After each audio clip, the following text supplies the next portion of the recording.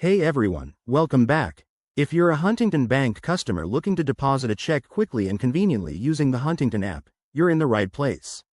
In this full guide for 2025, I'll walk you through the entire process step by step. With the latest app updates, depositing checks has never been easier or more secure. Whether you're on the go or at home, this feature saves you time and trips to the bank. So, let's dive right in. First things first, make sure you have the Huntington app downloaded on your smartphone.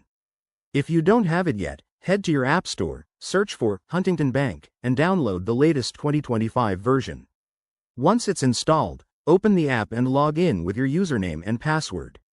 For added security, you might need to enable two-factor authentication if you haven't already. It's a quick step that keeps your account safe. Now, once you're logged in, look for the main menu. Tap on the Deposits or Mobile Deposit option. It's usually right at the top for easy access. Next, select Deposit a Check. The app will prompt you to take clear photos of your check. Make sure you're in a well-lit area and position the check flat on a surface. Snap a photo of the front and the back. Don't forget to endorse the check by signing it first.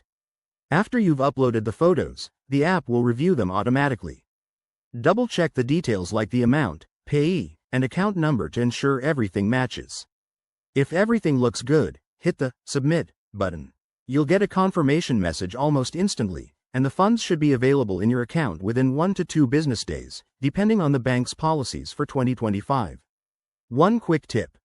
Always keep your original check until the deposit is confirmed to avoid any issues. And remember, if you run into any problems, the app has a built-in help section or you can contact customer support directly through the app. There you have it.